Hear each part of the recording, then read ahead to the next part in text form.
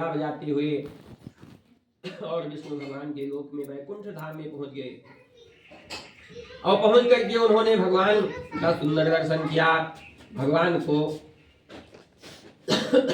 का सुंदर दर्शन किया किस प्रकार से, तदा नारायणं देवं शुक्लवर्णं चतुर्भुजं शंख चक्र गदा पद्म वनमाला विभूषितम्। वैकुंठ लोक में नारायण भगवान शेष सैया पर विराजमान है, गोरे रंग के हैं, शेष सैया पर विराजमान है, चार भुजाओं वाले हैं। उनके एक हाथ में शंख है, एक में चक्र है, एक में गदा है और एक में पद्म यानी कमल का फूल है और उनके गले में बढ़िया सुंदर वो तुलसी कुंद मंदार पारिजात संपकई पंचमी गरुंगृतामाला वनमाला विभूषिता।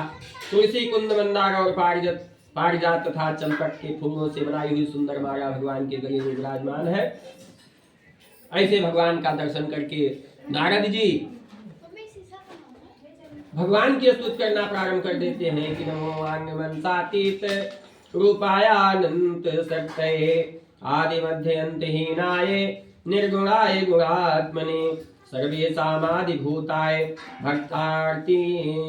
भक्तनामार्ति नाशिने। भगवान की सुंदर स्तुति करते हैं नारद जी कि हे प्रभु, आप जो है आदि मध्य और अंत से रहित हैं, निर्गुण और तीनों गुण सतरजतम आदि से परे हैं, प्राणियों के आदि कारण हैं, अपने भक्तों के कष्ट को दूर करने वाले हैं। ऐसे स्तुति को सुनकर के भगवान प्रसन्न हुए और भगवान ने नारद से कहा कि हे नारद जी, किमर्थम आगतोस्त्वं किं ते मनसि वर्तते। हे नारद जी, आप इस समय यहाँ क्यों आए हो, आपके मन में क्या है, आप हमसे पूछिए, मैं आपके प्रश्न का उत्तर दूंगा। तब सर्वम कथयामि ते। नारद जी ने कहा कि हे भगवान, मर्त्यलोके जना सर्वे नानाक्लेश समन्विता नाना योनि समुत्पन्नान पच्यन्ते का पाप कर्म भी। हे भगवान, मैं मृत्यलोक से आ रहा हूँ। जितने भी प्राणियों को मैंने देखा, कोई तन में दुखी, कोई धन दुखी, कोई तन दुखी, कोई मन दुखी, कोई धन बिन रहते उदास और थोड़े थोड़े सब दुखी, सुखी राम के दास। मैंने मृतलोक में किसी भी प्राणी को सुखी नहीं देखा। सब प्राणी किसी कोई तन से परेशान, कोई धन से परेशान, कोई मन से परेशान, ऐसे सभी प्राणियों का मैंने दर्शन किया। तो इन प्राणियों का दुख और क्लेश किस प्रकार से दूर हो सकता है, मैं आपसे जानना चाहता हूँ। भगवान ने कहा, नारद जी ने कहा कि अगर आप भगवान हमारे पर प्रसन्न हैं तो आप हमारे इस प्रश्न का उचित उत्तर बताइए। भगवान ने कहा कि हे नारद जी, बहुत सुंदर प्रश्न आपने किया है। संसार के कल्याण के निमित्त संत महात्मा ही प्रश्न किया करते हैं। तो मैं आपको बता रहा हूँ, एक छोटा सा व्रत बता रहा हूँ जिसको करने से संसार के मृत्यु लोक के प्राणी सभी प्रकार के कष्टों से मुक्त हो जाएंगे। व्रतम अस्ति महात्म्यं स्वर्गे वर्ते च दुर्लभम। ये जो मैं व्रत बताने जा रहा हूँ, प्राणियों के निमित्त जो मैं व्रत बताने जा रहा हूँ, ये बड़ा महत्वपूर्ण व्रत है।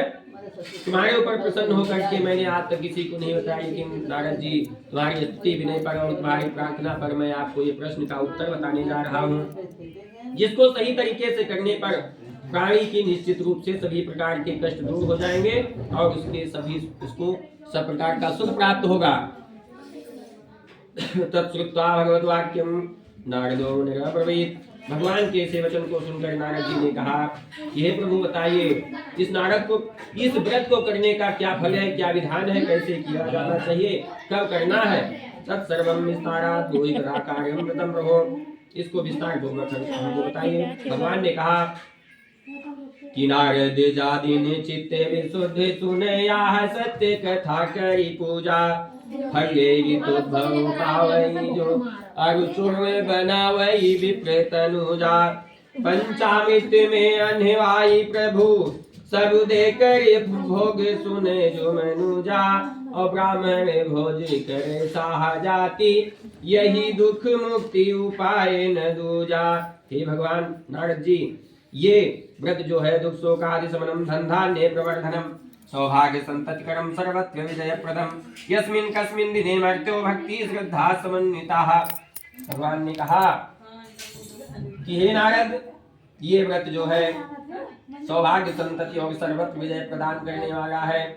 किसी भी दिन इस व्रत को भक्ति और श्रद्धा के साथ किया जा सकता है। सायंकाल के समय ब्राह्मण को बुला करके, बंधुजनों को बुला करके धार्मिक तत्पर होकर भगवान का पूजन करे। केले का फल, गाय का दूध, गेहूं का आटा जिसमें चीनी मिलाई गई हो, इसके